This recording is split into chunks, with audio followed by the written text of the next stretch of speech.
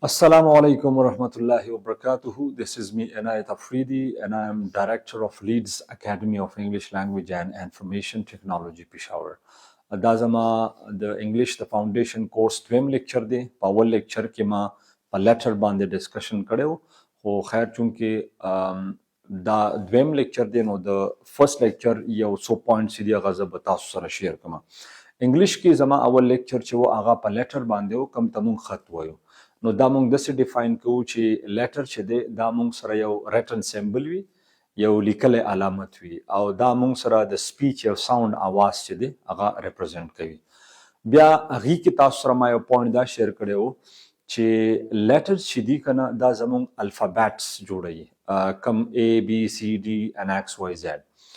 په هغې کې درېیمه خبره ما دا کړې وه چې یو لیټر چې کوم دی که نه هغه مونږ سره ورډ جوړوي، بیا ورډز چې دي هغه مونږ سره سنټنس جوړ کړي. نو اصلس کې که مونږ دا وایو چې لیټر چې کوم دی اټس د یونټ آف د لینګویج، نو زم دا به غلطه نه وي.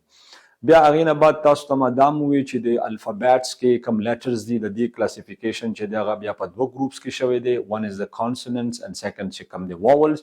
په هغې باندې به انشاءالله زه ډیټیل سره ډسکشنز کوم. خو به هر حال getting back to second lecture، دویم لیکچر چې کوم دی که نه هغه دی what is word، لفظ چې دی دا څه ته وایي.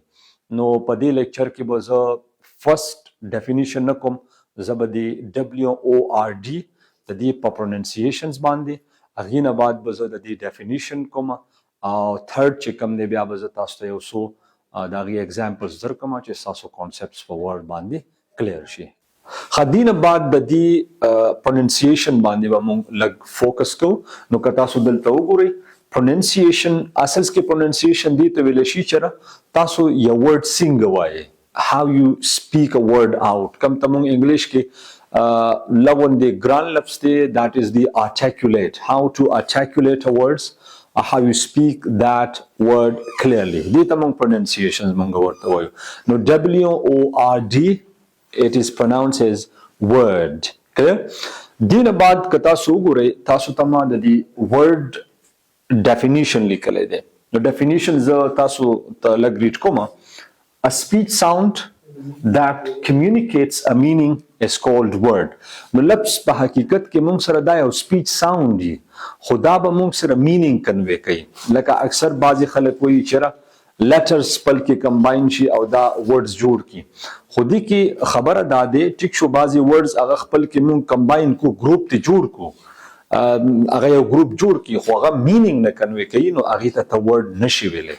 نو مونږ دا وایو چې کله تا سره لیټر کمباین هغه ورډز جوړ کړي and that convey a proper meaning، هغه به تاسو سره یو مینینګ کنوی کوي. کلیر شو؟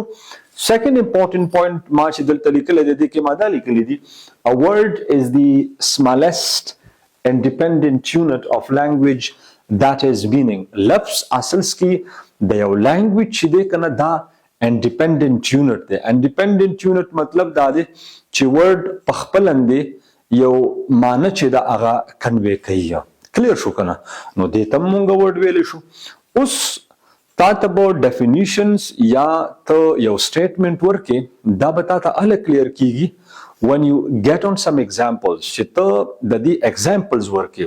نو ستاسو مطلب د پوهې دپاره ما چې کوم دی څلور ایگزامپلز چې دي هغه تاسو ته ما راغستی دي. and out of these examples the first one is the book، ټیک شو، کوم ته مونږ کتاب ویو. نمبر 2 write کا مطلب لکھنا، لکھل کول. نمبر 3 چې کوم دی that is called pray کا مطلب دعا کرنا، دعا کول.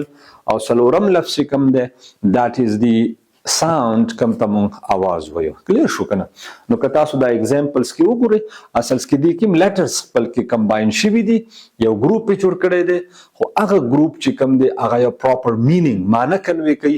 نو ځکه زه دا ویلی شم چې دا څلور چې دي they are words in English language. او یو خبره پکې یاد ساتئ، په انګلیش ډکشنري کې a word always begins with small letters.